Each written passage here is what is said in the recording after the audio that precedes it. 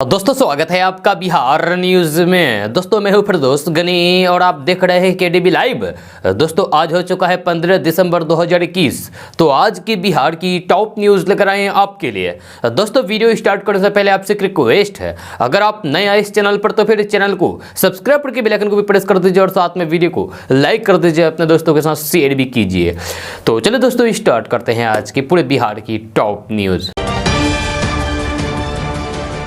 दोस्तों आज सबसे पहले बात करते हैं कि बिहार में 15 दिसंबर यानी कि आज से उपयोग वाले प्लास्टिक यानी कि सिंगल यूज प्लास्टिक का इस्तेमाल बंद हो जाएगा, इस पर प्रतिबंध लग जाएगा। इसके बाद बिहार में सिंगल यूज प्लास्टिक की बिक्री, परिवहन और उपयोग पर दंडात्मक कार्रवाई तक हो सकती है। हालांकि अभी इसका विकल्प तैयार नहीं किया गया है क्योंकि बायोडिग्रेडेबल प्लास्टिक का उत्पादन अभी बिहार में नहीं हो रहा है। इसका उत्पादन मई 2022 से शुरू होने की संभावना है। ऐसे में सिंगल यूज प्लास्टिक को प्रतिबंध लगाने के बाद बिहार के लोगों को ज्यादा जेब ढीली करनी पड़ेगी। जी हां, बिहार प्लास्टिक इंडस्ट्री एसोसिएशन के प्रेम कुमार कहते हैं कि बिहार के बाहर से आने वाला बायोडिग्रेडेबल प्लास्टिक के लिए लोगों को 6 से 7 गुना ज्यादा महंगा पड़ेगा, जब 25 पैसे के प्लास्टिक बैग के लिए 1.5 रुपए तक चुकाना पड़ेगा। दोस्तों अब बात करते हैं कि बिहार पंचायत चुनाव में एक बड़ा बदलाव देखने को मिल रहा है, जहां इस बार लोगों के अंदर गजब का उत्साह है। ज्यादातर लोग युवाओं को अपना उम्मीदवार चुना है। एक रिपोर्ट के मुताबिक बिहार में 90% पुराने मुखिया को हार मिली है, जबकि लोगों ने 92% नए मुखिया को चुना है, जिनकी उम्र 35 से 45 साल के बीच की है। आपको बता दूं कि एक दौर था जब बिहार में लोग जाति और पैसे से मुखिया के चुनाव में जीत हासिल करते थे, लेकिन इस बार के रिजल्ट बता रहे हैं कि अब समय बदल गया है। अब आपको मुखिया का चुनाव जीतना है तो फिर अपने पंचायत में काम करना होगा। जब मुखिया ही नहीं, पटना जिले की बात करें तो पटना जिले में जिला परिषद के कुल 46 पद है। इसमें 90% नए प्रत्याशियों ने जीत हासिल की है और लोगों ने युवाओं को अपना नेता माना है और उन्हें अपनी वोट से जिताया है। दोस्तों अब बात करते हैं कि बिहार की राजधानी पटना से बड़ी खबर सामने आ रही है। ताजा रिपोर्ट के मुताबिक कोरोना के नए वेरिएंट तीसरी लहर आने को देखते हुए पटना, पूर्णिया सहित कई जिलों में मास्क चेकिंग अभियान शुरू हो गया है, जहां साथ ही साथ प्रशासन की सख्ती भी बढ़ने लगी है। खबर के अनुसार कटिहार के जिला पदाधिकारी के निर्देश पर सोमवार को प्रखंड प्रशासन द्वारा क्षेत्र के विभिन्न चौक चौराहों पर मास्क चेकिंग अभियान चलाया गया। इस दौरान मास्क नहीं पहनने वाले लोगों पर जुर्माना वसूला गया।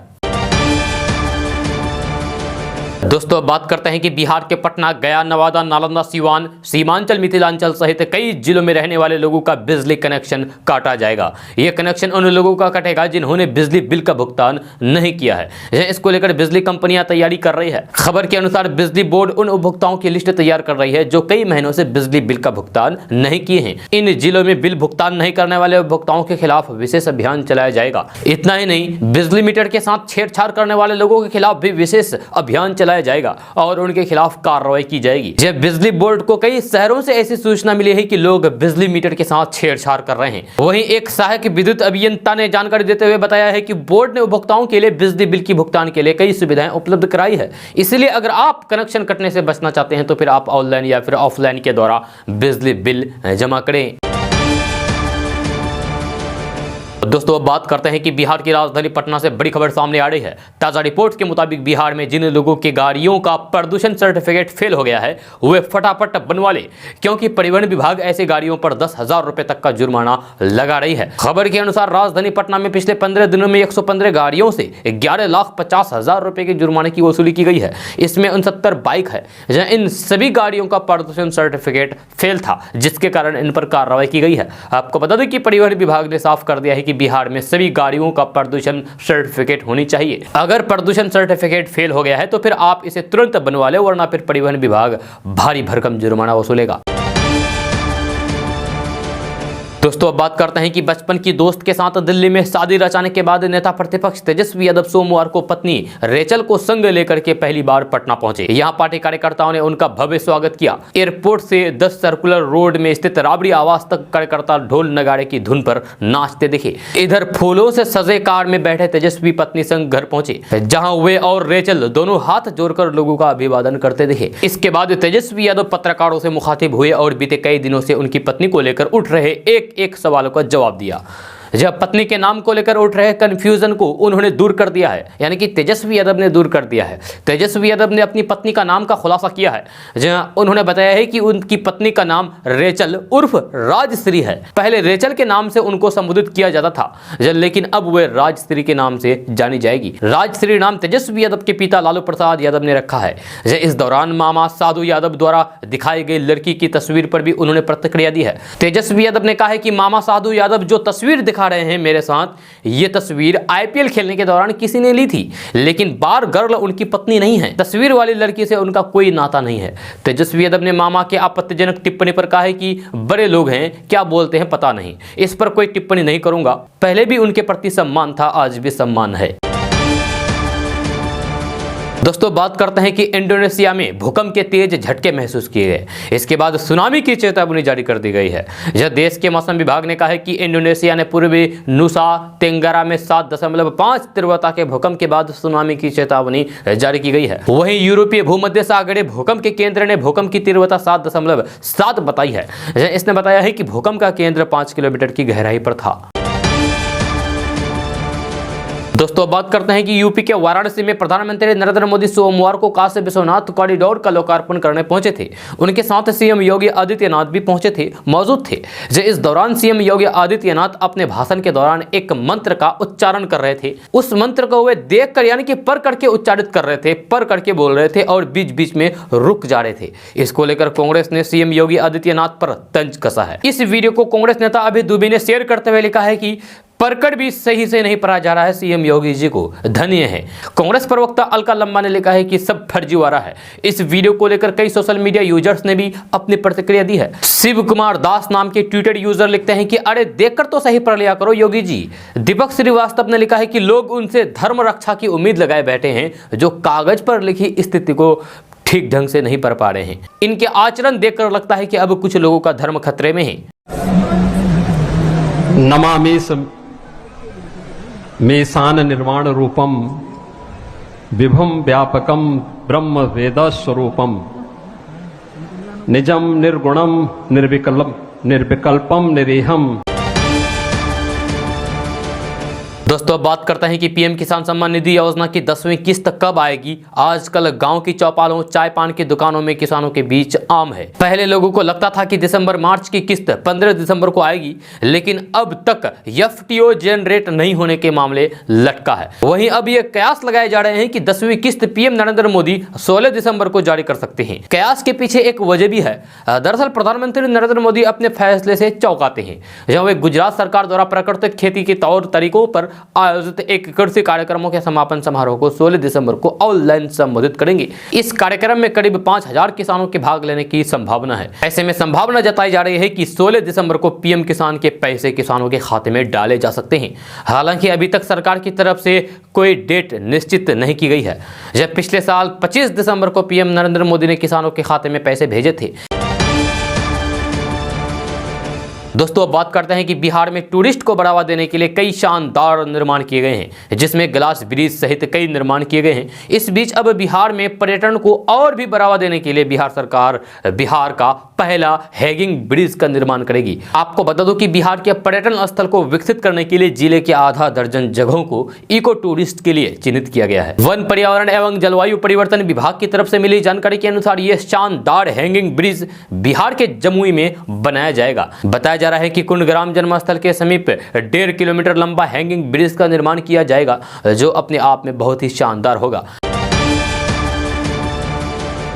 दोस्तों बात करते हैं कि यदि आपके पास भी कोई एंड्रॉयड फोन या फिर एंड्रॉयड टैबलेट हैं, तो फिर आपके लिए बड़ी चेतावनी है, खतरे की घंटी है। भारतीय कंप्यूटर आपातकालीन प्रतिक्रिया टीम यानी कि सर्ट इन ने एंड्रॉयड यूजर्स के लिए बड़ा अलर्ट जारी किया है। जहां सर्ट इन ने कहा है कि एंड्रॉयड में एक बड़ा बग मिला है, जिसमें एंड्रॉयड 9, एंड्रॉयड 10, एंड्रॉयड 11 और एंड्रॉयड 12 के यूजर सबसे ज्यादा निशाने पर हैं। सर्ट इन ने अपनी रिपोर्ट में कहा है कि एंड्रॉयड ऑपरेटिंग सिस्टम में मौजूद एक बग आर्बिट्री कोड लीक कर सकता है। इसके अलावा फोन में मौजूद अहम जानकारी भी हैकर तक पहुंच सकता है। यह bug media codec media framework में है, जो गूगल प्ले सिस्टम के संपर्क में है। यह बग चिप निर्माता कंपनी यानी कि चिप बनाने वाली कंपनी कॉलकॉम के कर्नल कंप्लेंट, सोर्स कंप्लेंट और मीडिया टेक के चिप में भी है। आपको बता दूं कि भारत के अधिकतर स्मार्टफोन में कॉलकॉम और मीडिया मीडिया टेक का ही चिप लगा हुआ है। जहां गूगल को इस बग के बारे में जानकारी मिली है, जिसके बाद उसने पिछले हफ्ता सिक्योरिटी अपडेट जारी किया है। नया सिक्योरिटी अपडेट 2021-12-5 के नाम से आया है। इस बग से प्रभावित किसी भी डिवाइस का सबूत अभी तक नहीं मिला है। फिलहाल ये एक आशंका है।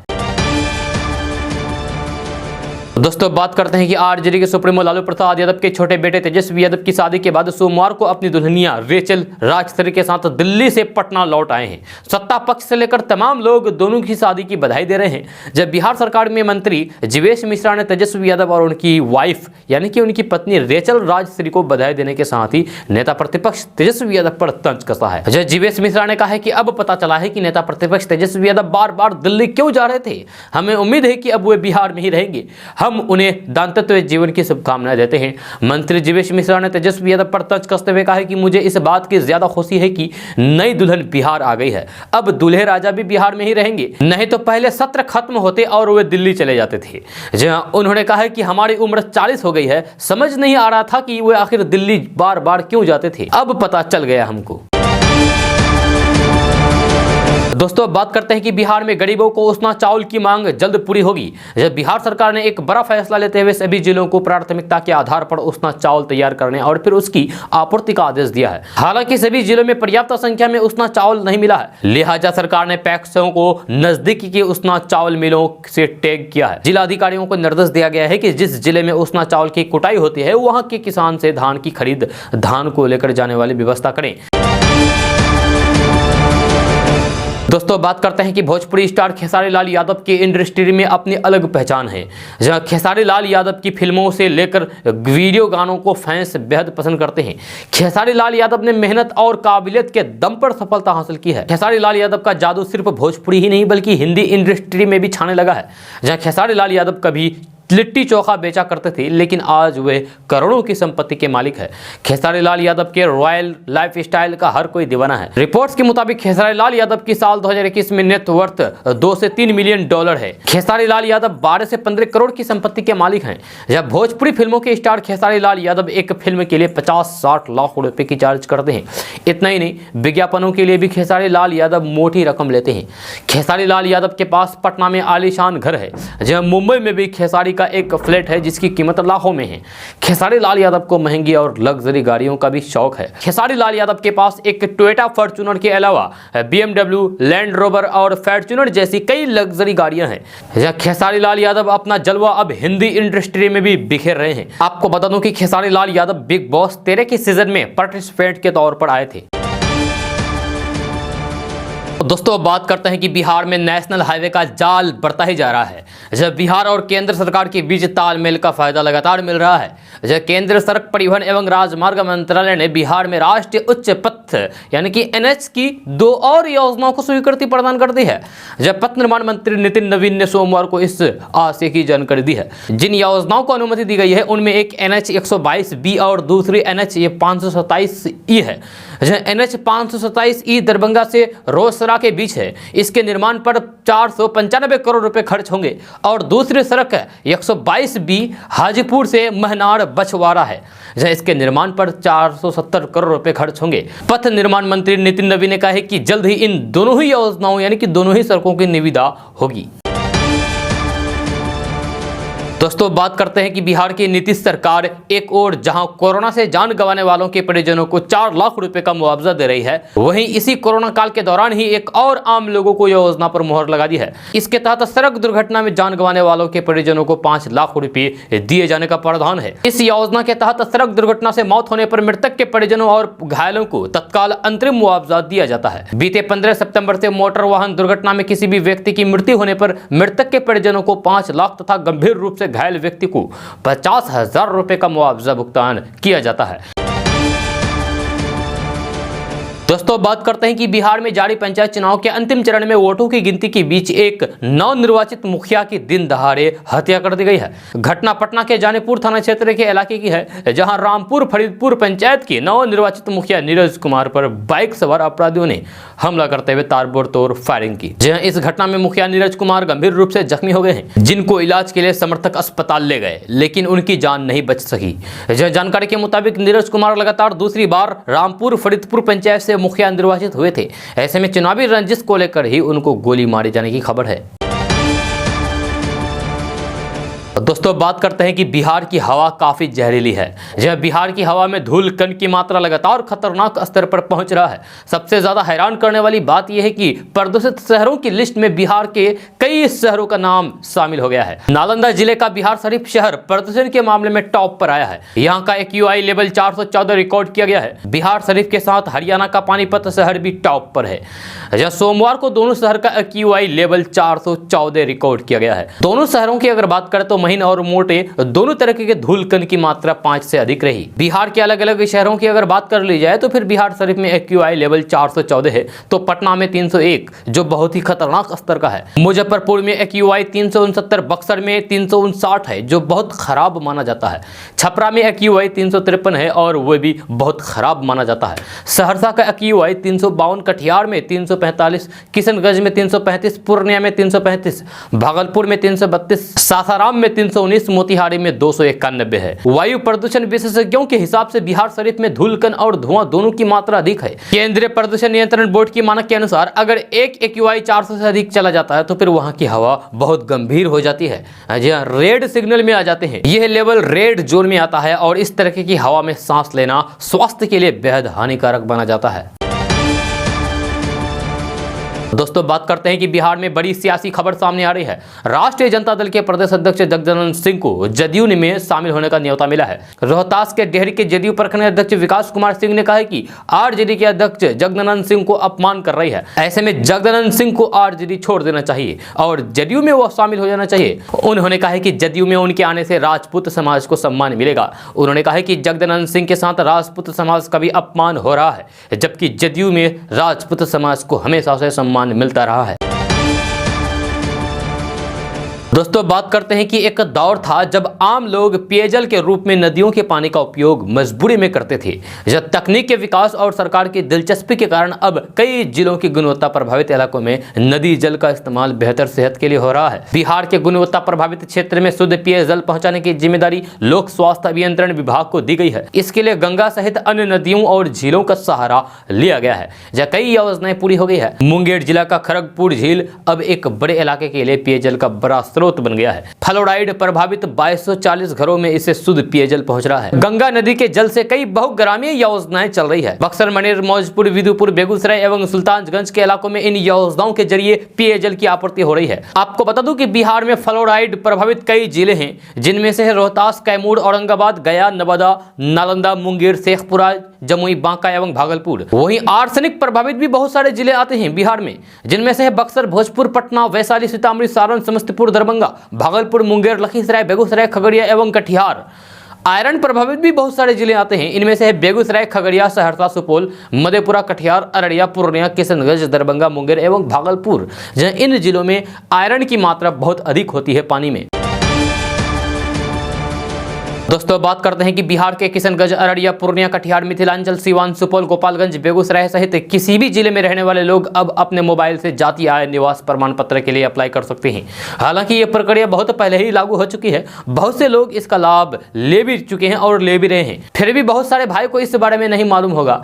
सोचे कि उन भाई को भी बता दिया जाए जिनको इस बारे में नहीं पता है। तो चलिए इस बारे में बात करते हैं। तो खबर के अनुसार जाति आय निवास प्रमाण पत्र कई तरह की सरकारी योजनाओं का लाभ लेने के लिए मांगा जाता है। जो लोग सरकारी नौकरी की तैयारी कर रहे हैं उन लोगों को भी फॉर्म भरने में जाति आय निवास प्रमाण पत्र की जरूरत होती है। इसमें अप्लाई करने के लिए आप सबसे पहले अपने मोबाइल फोन में गूगल को ओपन करें। इसके बाद आपको RTPS वेबसाइट को सर्च करना होगा और ये वेबसाइट है www.serviceonline.bihar.gov.in/login। इस पर जाकर के आपको लॉगिन करना होगा। अगर आपको जाति आय निवास प्रमाण पत्र में से जो भी बनवाना है उस पर क्लिक करना होगा। अब आपके सामने फॉर्म खुल जाएगा। उस फॉर्म को सही सही भरकर सबमिट करना होगा आपको। फॉर्म भरने के दौरान आप ईमेल आईडी की जानकारी सही सही दें, क्योंकि आपका प्रमाण पत्र बनकर 15 दिन के अंदर आपके ईमेल आईडी पर बनकर तैयार हो जाएगा और आ जाएगा, जिसका आप प्रिंट निकाल सकते हैं और आप अपने काम में उसको इस्तेमाल कर सकते हैं।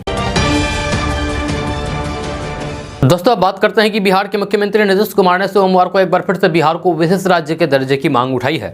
जहां उन्होंने कहा है कि जो राज्य पिछड़ा दिख रहा है उसके उत्थान के लिए आपको काम करना होगा। उन्होंने कहा है कि बिहार अगर सबसे पीछे है तो फिर इसका विकास करना है, इसीलिए हम लोगों ने विशेष राज्य के दर्जे की मांग की है।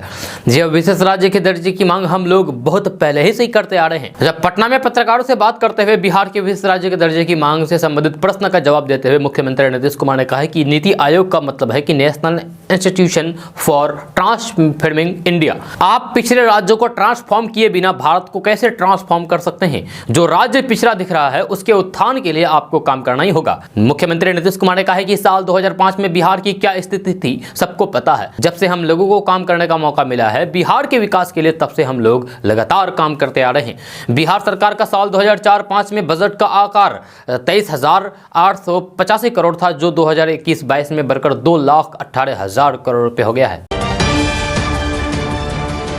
दोस्तों बात करते हैं कि आपने अक्सर लोगों को इंसान या फिर किसी पालतू जानवर की शव यात्रा निकालते हुए देखा और सुना होगा, लेकिन आज हम आपको एक ऐसी तस्वीर दिखाने जा रहे हैं जहां एक ट्रांसफार्मर की अंतिम यात्रा निकाली जा रही है। यहां ट्रांसफार्मर के खराब हो जाने के बाद स्थानीय लोगों ने उसे फूलों से सजा धजा करके ट्रैक्टर में उसे अंतिम विदा दी। यह जानकारी के मुताबिक पूरा मामला मध्य प्रदेश के कटनी जिले के पटना गांव का है। यह गांव का नाम पटना है, अब बिहार का पटना नहीं समझिए। यहां एक ट्रांसफार्मर के खराब हो जाने के बाद ग्रामीण उसे एक ट्रैक्टर में रखकर फूलों से सजा धजा करके उसकी अंतिम यात्रा निकालते हुए नजर आए, जिसकी तस्वीरें सोशल मीडिया पर अभी काफी वायरल हो रही है। जो आप अपने मोबाइल स्क्रीन पर तस्वीर देख रहे हैं, यही तस्वीर दरअसल रबी सीजन में बोनी का अंतिम दौर चल रहा है, पर किसानों को बिजली संकट से छुटकारा नहीं मिल रहा है। अधिकारियों की धींगा मस्ती से परेशान ग्रामीणों ने बिगड़े ट्रांसफार्मर को फूल माला पहनाई और फिर ट्रैक्टर में लोड करके सहायक यांत्रिक कार्यालय पहुंच गए, लेकिन यहां भी ताला बंद मिलने से निराश रहे। ट्रांसफार्मर लेकर के 40 किसानों का दल सहायक अभियंता कार्यालय इस्लामाबाद पहुंचे।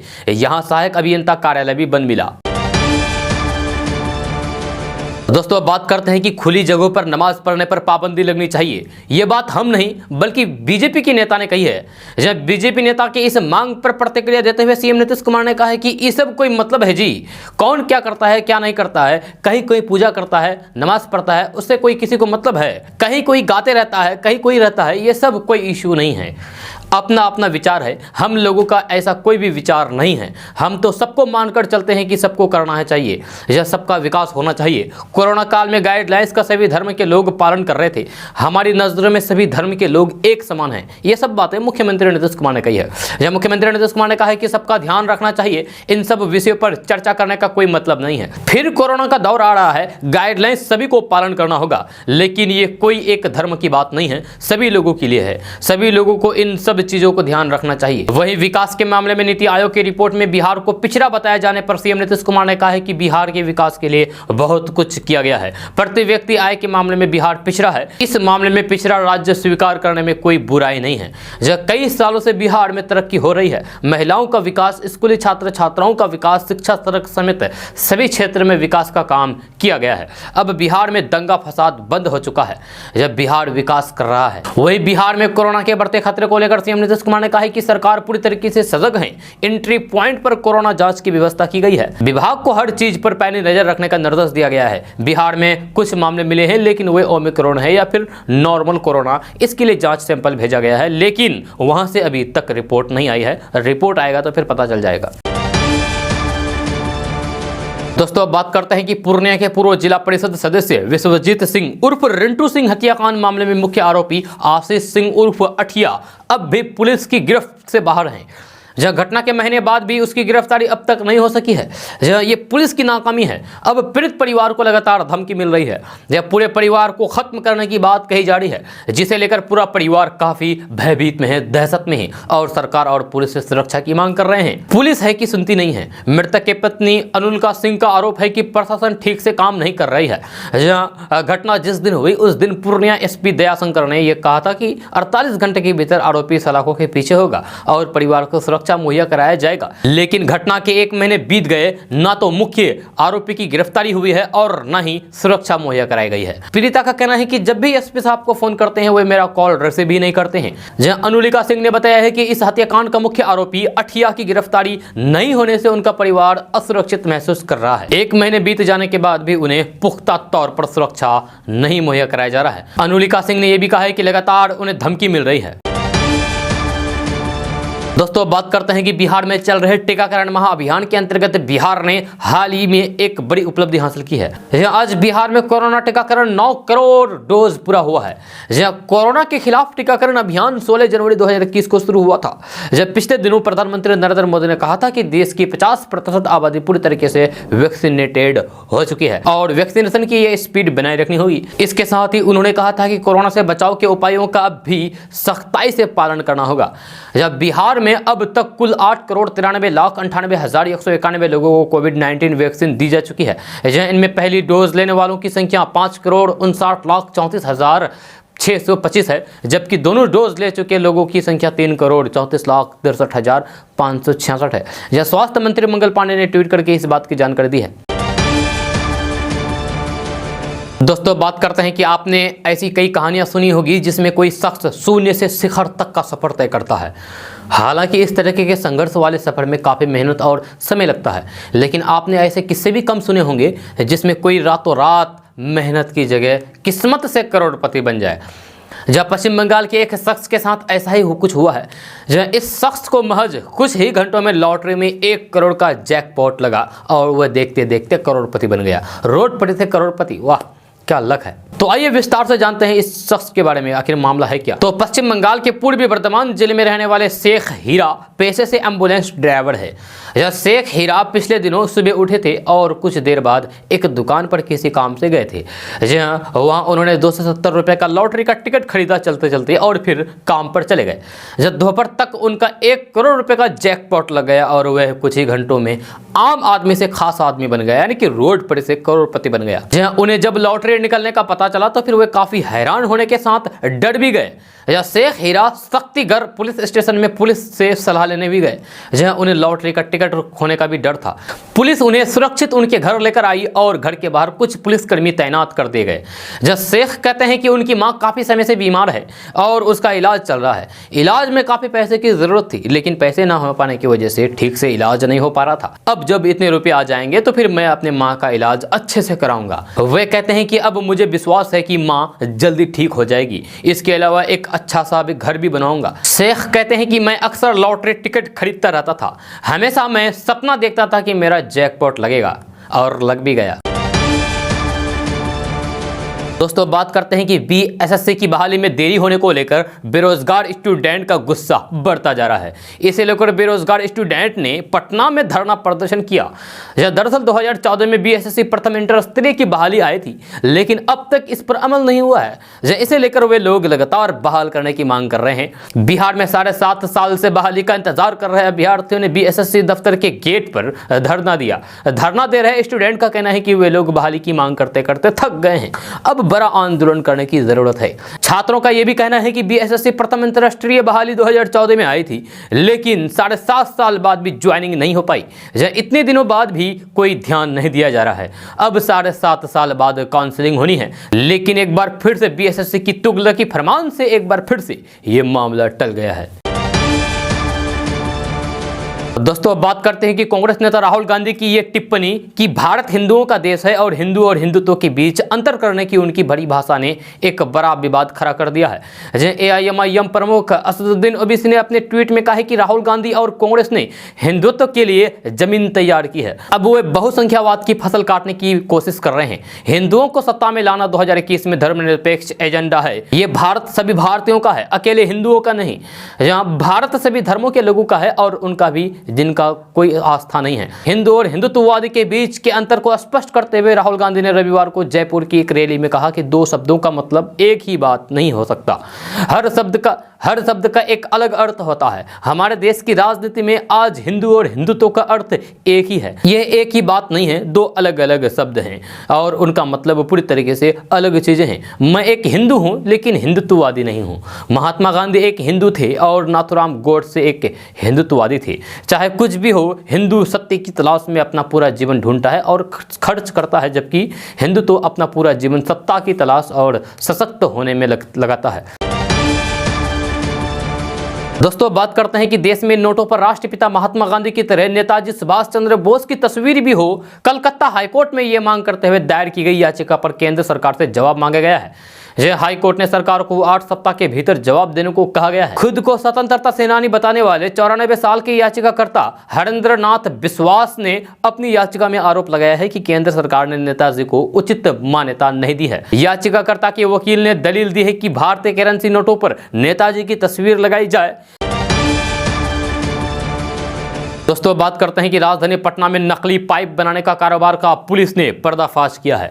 मिली जानकारी के मुताबिक मुंबई की पाइप एंड फिटिंग्स की सबसे बड़ी कंपनी प्रिंस एंड पाइप्स के नाम पर राजधानी पटना में पाइप का निर्माण किया जा रहा था, जहां इस कंपनी के नाम पर फैक्ट्री में डुप्लीकेट प्रोडक्ट तैयार करके बिहार, झारखंड सहित पूरे देश में सप्लाई किया जा रहा था। जहां आज अचानक इस कंपनी के लीगल वकील ने एसएसपी पटना से मुलाकात करके इस गोरख धंधे की बात बताई। उसके बाद स्थानीय माल सलामी थाना की पुलिस ने माल सलामी थाना क्षेत्र के दमरारी घाट में स्थित फैक्ट्री में रेड की, तब जाकर इतने बड़े गोरख धंधा का पर्दाफाश हुआ है। कंपनी के वकील डॉक्टर ऋषि कुल श्रेष्ठ ने बताया है कि प्रिंस एंड पाइप कंपनी जो पाइप एंड फिटिंग का प्रोडक्ट तैयार करती है, यह देश की बड़ी पाइप निर्माता कंपनी है। कई देशों में इसका प्रोडक्ट सप्लाई किया जाता है, जिसके ब्रांड एम्बेसडर बॉलीवुड अभिनेता अक्षय कुमार है। उसी के नाम पर पटना सिटी के दमराही घाट में नकली माल तैयार किया जा रहा था।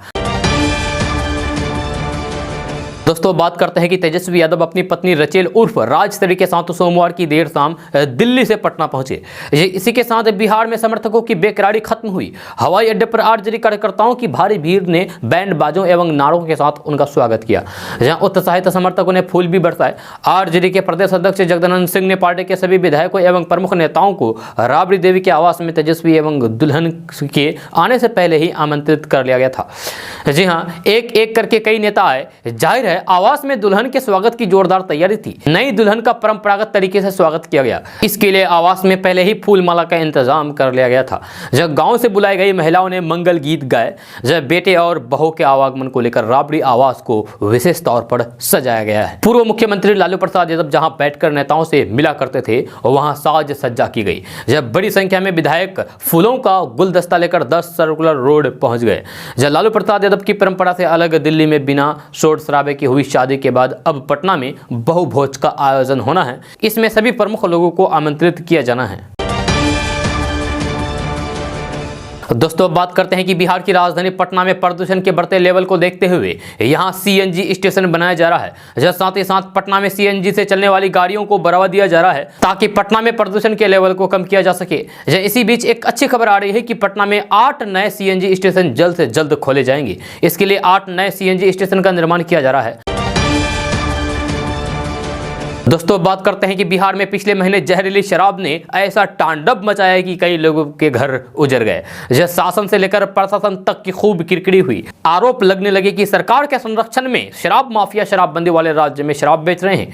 ताजा मामला बिहार के सीवान जिले से सामने आया है, जहां संदिग्ध स्थिति में 3 लोगों की मौत हो गई। जानकारी के अनुसार 4 लोगों की शनिवार से ही तबीयत बिगड़ने लगी थी। ऐसे में उन्हें इलाज के लिए गोरखपुर में भर्ती कराया गया था, जहां इलाज के क्रम में 3 लोगों की जान चली गई। वहीं एक व्यक्ति अब भी इलाजरत है, यानी कि इलाज चल रहा है।